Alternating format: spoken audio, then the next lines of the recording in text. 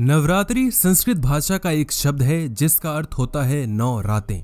हिंदू धर्म में मनाए जाने वाला त्योहारों में सबसे पवित्र माने जाने वाला नवरात्रि का त्योहार साल में 2 बार मनाया जाता है।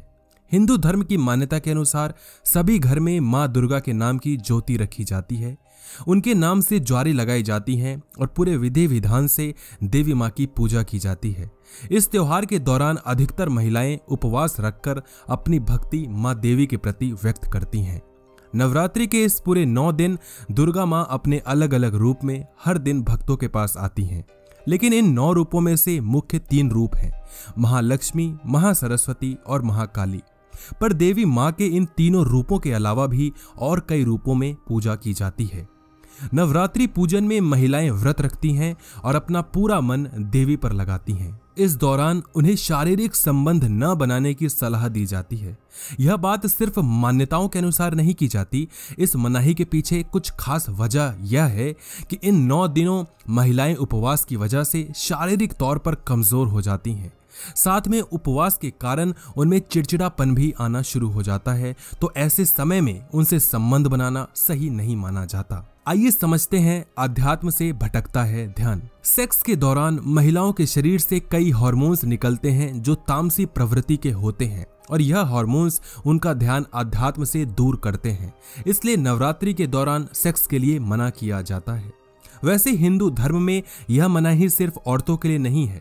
सेक्स के मामले पुरुषों को भी नवरात्रि के दौरान भौतिकता से दूर रखने की बात की जाती है। आइए थोड़ा गौर करते हैं शारीरिक संबंध बनाने पर हार्मोन्स का भी उत्सर्जन। शारीरिक संबंध बनाने पर शरीर में कुछ विशेष तरह के हार्मोन्स का भी निष्कर्षण होता है, इसलिए इस समय नकारात्मक शक्तियां जल्दी ही अपनी चपेट में ले लेती हैं। इस अवस्था में उनके मन में निराशा घर करने लगती है तथा कई बार ये अवसाद की शिकार हो जाती हैं। कुछ नियम कानून को समझें तो जिस प्रकार किसी के मृत्यु के बाद हम नियम कानून का पालन करते हैं, उसी प्रकार नवरात्र में देवी को पूजने के वक्त भी शास्त्रों में कई नियम बताए गए हैं। आइए रोशनी डालते हैं इन कुछ महत्वपूर्ण नियम के बारे में। बताया जाता है कि देवी इन 9 दिनों हमारे घर पधारती हैं। शास्त्रों के हिसाब से हमें इस दौरान शारीरिक संबंध नहीं बनाना चाहिए, नाखून बाल नहीं काटना चाहिए, यहाँ तक कि बाल में तेल और साबुन शैम्पू का प्रयोग भी नहीं करना चाहिए। पीरियड्स के दौरान व्रत रखने पर मनाही की बात भी कही गई है। आइए थोड़ा इस पर भी समझते हैं। इस दौरान महिलाएं कमजोर हो जाती हैं, उनको न सिर्फ कमजोरी बल्कि चिड़चिड़ाहट भी महसूस होती है। साथ ही साथ पैर, पेट तथा पूरे शरीर में दर्द होता है।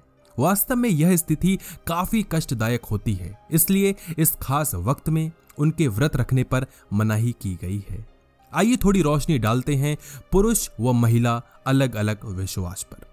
ज्यादातर घरों में नवरात्र के वक्त पति पत्नी अलग अलग विश्राम करते हैं, अमूमन पति बिस्तर पर तथा पत्नी जमीन पर, ताकि काम की उत्तेजना से बचा जा सके।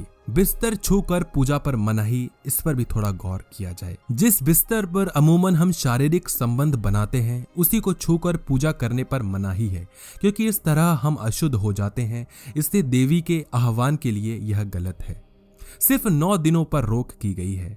हम कम से कम उन 9 दिनों में अपने आप को रोक सकते हैं, क्योंकि इन्हीं दिनों में स्वयं मां हमारे घर पधारती हैं। तो हम उम्मीद करते हैं कि आपको आपके सवाल का जवाब मिला होगा। इस वीडियो को सभी के साथ शेयर कीजिए ताकि उनको भी कुछ तथ्य के साथ कुछ बातें समझ में आ सकें, और वीडियो को लाइक करके जाइएगा। धन्यवाद।